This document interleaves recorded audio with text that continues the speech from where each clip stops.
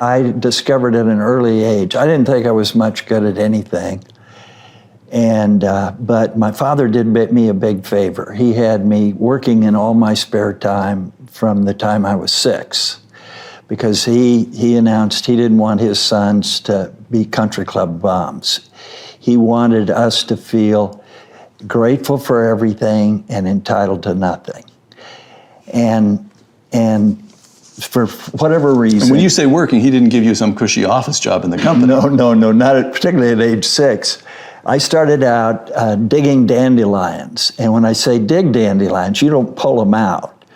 You dig down and you have to get the entire root or they'll come right back. And I remember there was a club and a swimming pool across the street from us. And I'm out there in 105-degree heat digging these, and I could hear my friends, my little 6-year-old friends, they're swimming and jumping off the diving board, and I could recognize each one's squeal was different of joy. And I'm thinking, why does my father hate me and their fathers love them? I found out that if you don't, and then I, of course, graduated to shoveling out stalls and milking cows. And that doesn't sound like much work, but it's hard work. So I would milk cows before school and then again after school, milk our cows, and digging post holes and all these things. But I discovered that much later that if you don't learn to do dirty jobs, if you don't learn unpleasant work, by the time you're in your 30s, you never learn to work productively. And so he was doing me a huge favor. So it was beyond the work ethic.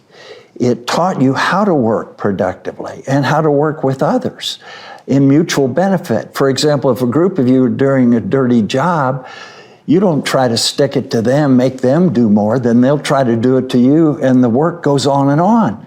You want to work together to get it done as efficiently as possible. You want to understand who your customer is.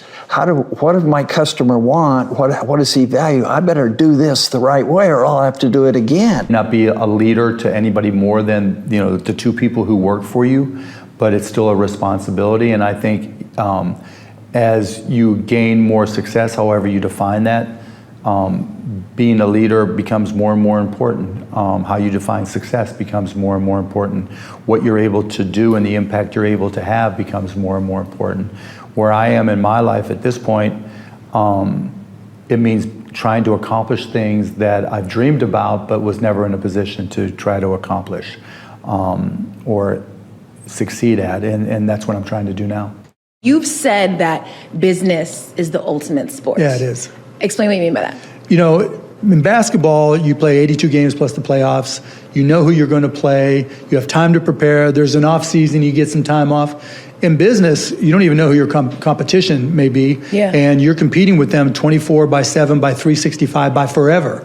If I start a business and you're in my industry, I'm coming to kick your ass. Yeah. And if you start a business and you're in my industry, I'm coming to kick your ass, right? Mm-hmm. And so that's why I keep on investing in companies, starting companies, whatever it may be, because that competitive side of me, that's where the juices flow. Yeah. And it's just that ongoing, nonstop intellectual challenge to be great at whatever industry I'm in. Mm-hmm. Doesn't always work. But your goal is to be great. You're not gonna go 82-0 in business either. So everybody thinks they know what it means to be an entrepreneur or be a businessman, but it actually feels like a very specific thing when you really think about it. To be an entrepreneur, Yeah. How would you describe it? You've got to be willing to be all in, right? In sports, you can be athletically gifted, right? And that'll carry you a while. And then, if you want to be one of the top 450, it's not only being athletically gifted, it's, what's your skill set and how do you work on it and what's your basketball IQ. Mm-hmm. And business is very similar, except that it's ever changing. You know, we talk about, you know, three-point play and analytics change basketball some, and, you know, less than the big man, whatever. In business, it's changing every day. Yeah. You know, there's some new technology, there's some new approach, there's some new rule, there's some new tax law, whatever it may be. So the rules are always changing. And so you've got to be curious, you've got to be agile, you've got to be able to sell, you've got to be able to communicate, you've got to be empathetic, you've got to be considerate, you've got to be nice. There's all these different skills that come together to be good as an entrepreneur.